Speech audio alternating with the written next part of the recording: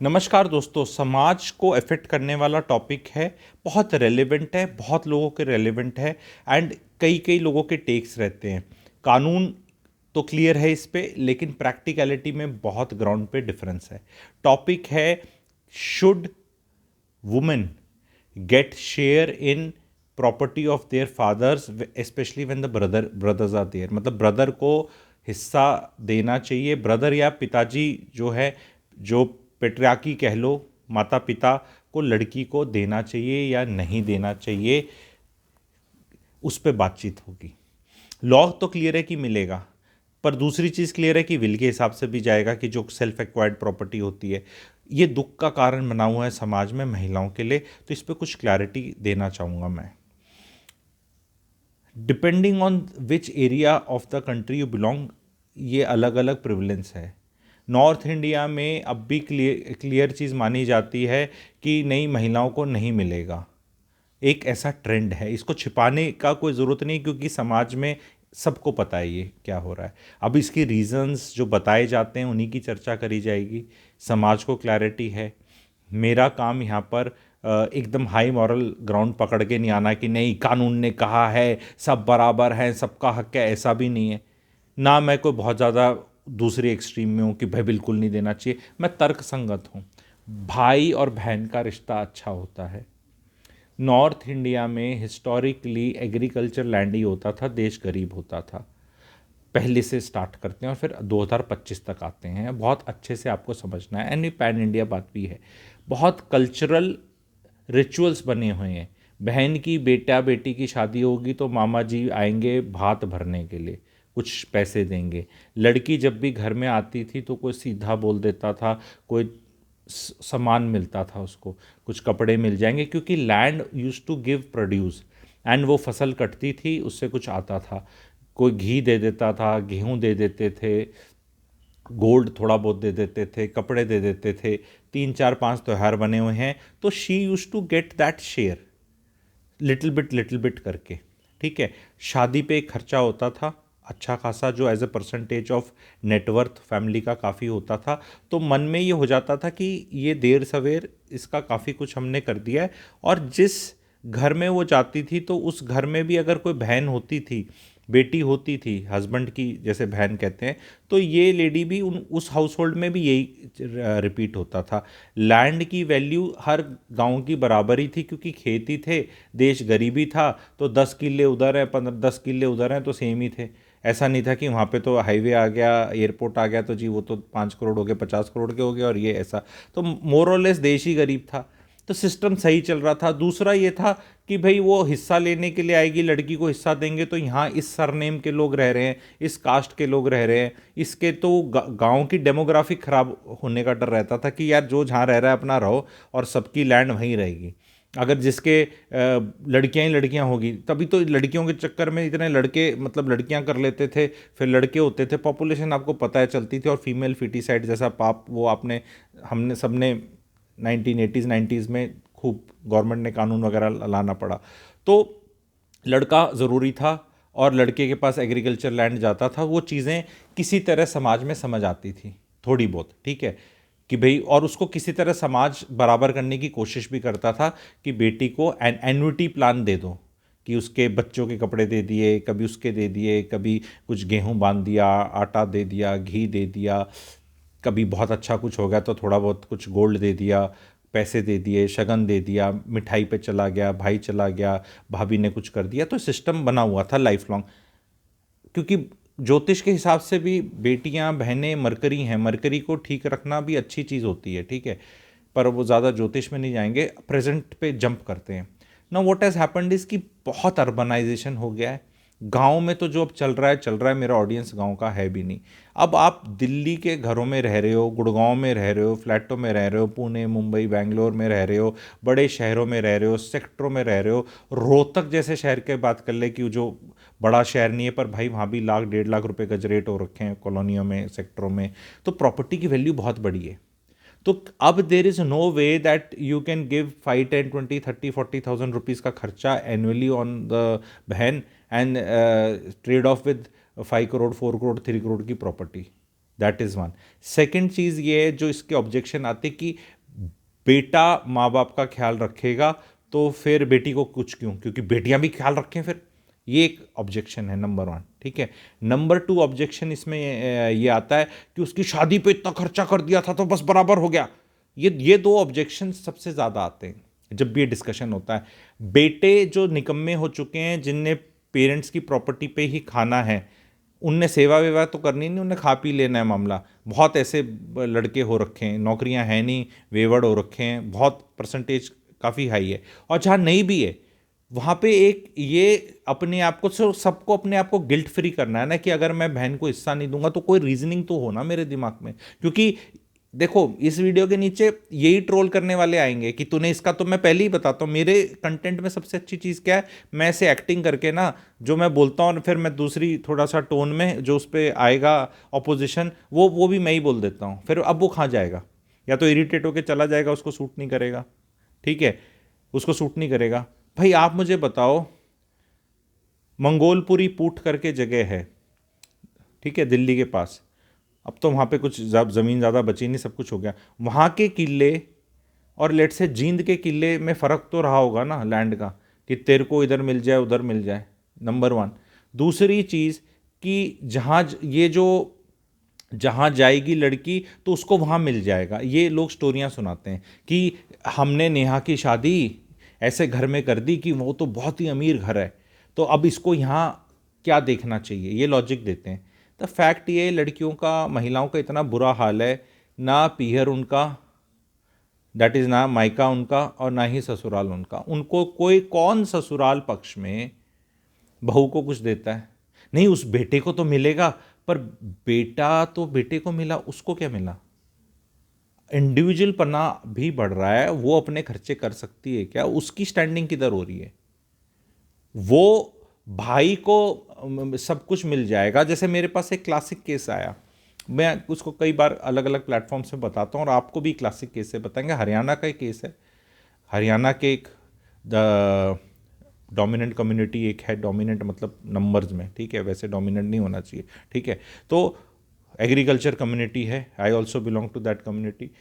एक परिवार था, काफ़ी लैंड थी उनकी, ठीक है, एंड उनका एक लड़का और लड़की, दो थे। कंसल्टेशन के लिए परिवार ने अप्रोच किया था। अब उनके गड़बड़ क्या हो रखी थी कि लड़का जो है उसकी शादी हो रखी है, लड़की की शादी हो रखी है। लड़की क्या, एक लड़का है और एक लड़की है जो उनकी थी। बेटी की एक बेटा और बेटी है, और जो बेटा है उसकी एक ही बेटी है, और वाइफ वर्किंग वुमन है और अपने गुड़गांव में रहती है, मल्टीनेशनल में काम करती है, और वो कह रही है मैंने एक ही बच्चा करना है, दूसरा करना ही नहीं। तो अब इशू वहाँ ये हो रखा था कि जो माँ थी, यानी कि बेटी की वाइफ की बहू और बेटी की मम्मी और घर की जो मुखिया की बीवी पत्नी, वो ये कह रही थी कि मैं तो अपनी बेटी को भी प्रॉपर्टी दूंगी।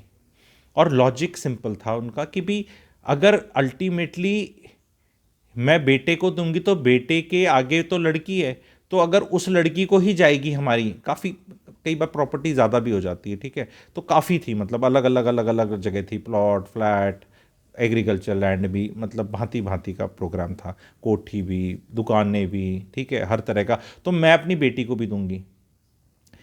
वो केस तो इजीली निपट गया लकीली, अदरवाइज मेरे लिए बहुत ट्रिकी हो रहा था ये। क्योंकि किस लॉजिक से पता निपट इसलिए गया, क्योंकि जो बहू थी बड़ी स्वाभिमानी थी, उसने कहा जो करना है करो, मैंने एक बेटी कर ली, मेरी नौकरी है, एंड मैं अपना, मुझे कोई लालच नहीं है।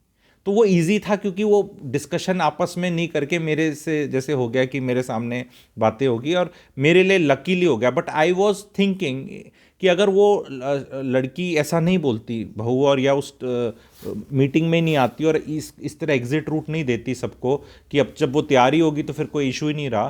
पर अब बताओ, लॉजिकल बात है ना कि आप बेटे को देना इसलिए चाहते हैं क्योंकि आपको सरनेम का चक्कर है।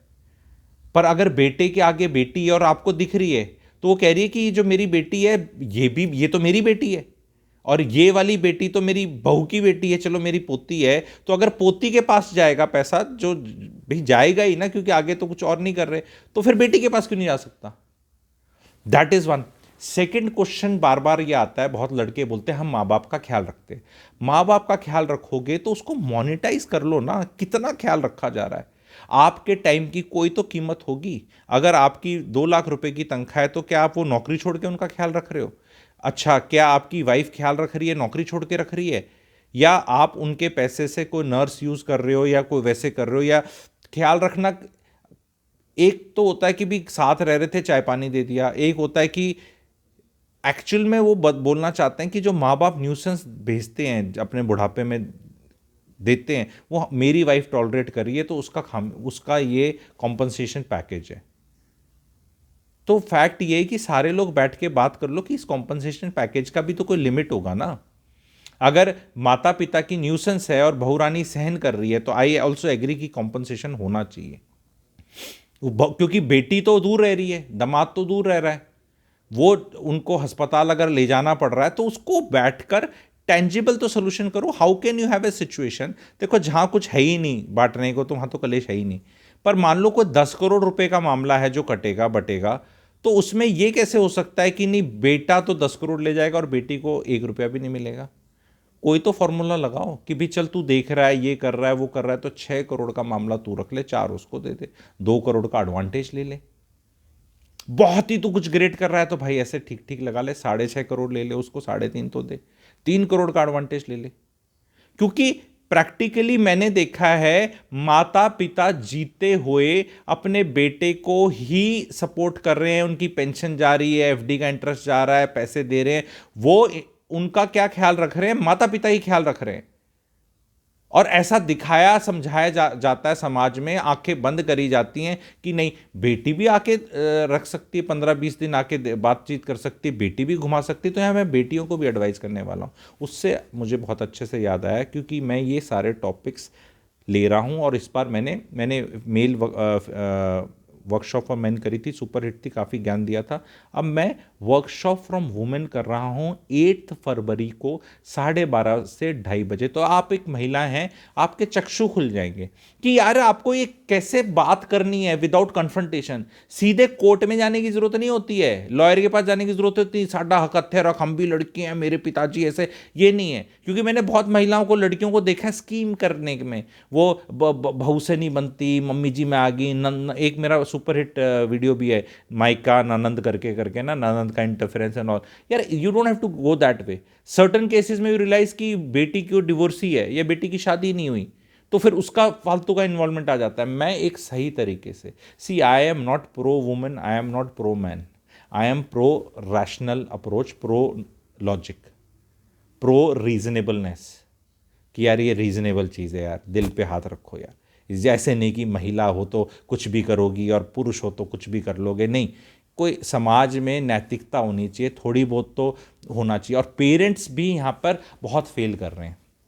पेरेंट्स को ऐसा लगता है कि बुढ़ापे में अगर बेटे को नहीं दिया तो फिर ये मेरे को अबैंडन कर देगा, बेटी तो पराया धन है और ये दामाद तो ऐसे है, तो फिर ये इनको देंगे तो फिर ये नाराज़ हो जाएंगे। ये ऐसी सिचुएशन ही क्यों कर रहे हो आप शुरू से ही क्यों नहीं क्लैरिटी से लेके चल रहे, बोल के चल रहे? क्यों नहीं कर रहे आप ये समाज में क्यों नहीं करा जा रहा? महिलाओं का क्यों हक मारा जा रहा है? उनको ये क्यों बोला जा रहा है नहीं तेरे को ससुराल से मिल जाएगा? कुछ नहीं मिलता ससुराल से, कोई नहीं देता ससुराल वाला। ससुराल, और कई जगह तो ऐसा होता है लोगों का कई बार क्या होता है, ससुराल से वो वो हो सकता है मॉडर्न वाले हों और वो अपनी बेटी को दे दें, तो आपको एज ए बेटी तो मिला नहीं कुछ, क्योंकि आपका भाई था, वहाँ थीटा लगा दिया कि तेरे को मिलेगा, और वहाँ वो लिबरल, मॉडर्न एंड अच्छी विचारधारा वाले थे या मेरे सब्सक्राइबर और फॉलो करने वाले थे, उनने पकड़ा दिया, तो आपको तो डबल हो गया। मेरा कि ये कद्दू यहाँ कटा बटा नहीं और वहाँ का कटा तो वहाँ क्या कुछ मिला नहीं, ऐसा भी हो जाता है। आपको ये देखना है कि पेरेंट्स को देखना है कि उसका आपने शादी करी अच्छे घर में हुई, इन टर्म्स ऑफ मॉनेटरी अच्छा घर जो होता है, तो उसकी किस्मत है ना, और कुछ मिलेगा तो वो भी मिलेगा। इसका ये मतलब क्या हुआ कि नहीं हम तो अपना कुछ देंगे नहीं?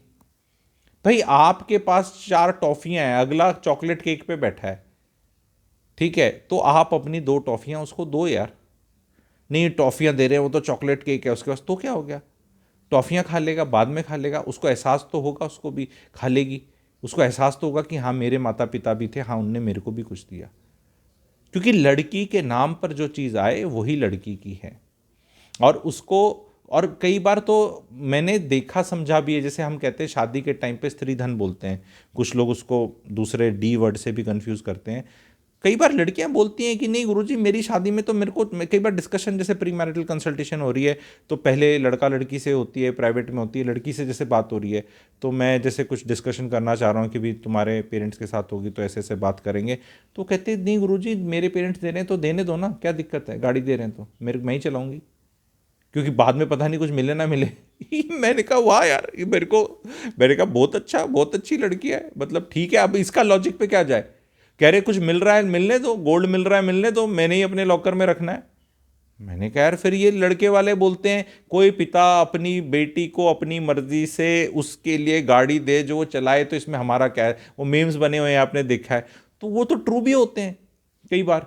तो समटाइम्स मेरा मानना ये है कि हमें इस शादी ब्याहों पे बिल्कुल खर्चा नहीं करना चाहिए, और शादी ब्याह के खर्चे को कभी इनहेरिटेंस से ज़्यादा एडजस्ट नहीं करना चाहिए, पर अगर करा है तो एडजस्ट कराना चाहिए, बराबर नहीं करना चाहिए। जस्ट बिकॉज लड़के की शादी में आपने 20 लाख लगाया और लड़की की शादी में 50 लाख लगा दिया, सपोज एग्जांपल बता रहा हूँ, टोटल खर्चा पानी करके, टोटल गहने वहने सब, लहंगा खाना पीना जो भी था, ठीक है, तो 30 लाख आपने लड़की की शादी में ज़्यादा दे दिया, तो वो साल आप नोट कर लें, उसकी कोई इंडेक्सेशन कॉस्ट डाल दें, उसका कोई रेट प्रॉपर्टी के हिसाब से डाल दें, उस 30 लाख को एडजस्ट कर लें।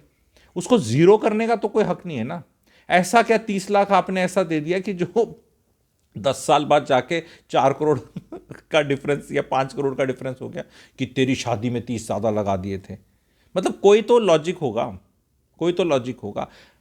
आप लोगों को केटर करना है बातें। अब ये वीडियो का फ़ायदा क्या है, जिनकी हो चुकी है उनका क्या फ़ायदा है, जो उनके खटपट के चांसेस हैं उनका फ़ायदा क्या है कि भाई मांडवाली अब कर लो यार, लगा लो कि हाँ लगाया था शादी में, तभी आपको पता चलेगा। और यहाँ लड़कियों को भी बोलना है कि यार हमें ना शादी शुदी में ज़्यादा मत लगाओ, भाई की शादी में जितना लगाओगे उतना ही मेरे में लगाओ, और सब बराबर करो, भाई का जितना होगा मेरा जितना होगा हम करेंगे, and that is how it should be. And parents का सी, ये जो भी वीडियोज़ हैं ये बहुत गरीब परिवारों के लिए नहीं है, उनके लिए तो एप्लीकेबल ही नहीं है। अगर माता पिता को खाने को पैसे नहीं है तो ये वीडियो आपके लिए है ही नहीं ना, ठीक है। तो पर ये है कि अल्टीमेटली माता पिता का पैसा ही उनके काम आ रहा है। कोई बेटा अपनी चवन्नी से खर्च नहीं कर रहा, कोई जो बेटा अपने से खर्च कर रहा है कई बार, क्योंकि कैश फ्लो उसके पास है और माता पिता के पास एसेट है, तो वो एसेट तो बेचा नहीं जा सकता क्योंकि अभी वो रह रहे हैं उसमें, तो आपने उस पर खर्चा कर दिया, तो ये रिटर्न ऑन इन्वेस्टमेंट को 2000 गुना थोड़ा मिल सकता है। मान लो आपने 5 लाख रुपए खर्च कर दिए माता पिता पे, तो क्या उसके 5 करोड़ मिलने चाहिए आपको? भाई उसका भी एक रीजनेबल ही काम होना चाहिए ना, कि भी 5 खर्च करे थे 10 साल पहले करे थे, तो 14% का रिटर्न भी लगा लूँ, 15 का भी लगा लूँ, तो 5 का 10, 10 का 20 ही हुआ ना। 20 में भी लालच करके राउंड फिगर करके कंपनसेशन 25 कर ले, ठीक है, तो 25 एडजस्ट कर ले, सारा ही क्यों एडजस्ट कर रहा है? तो यहाँ पर लालच है लड़कों में।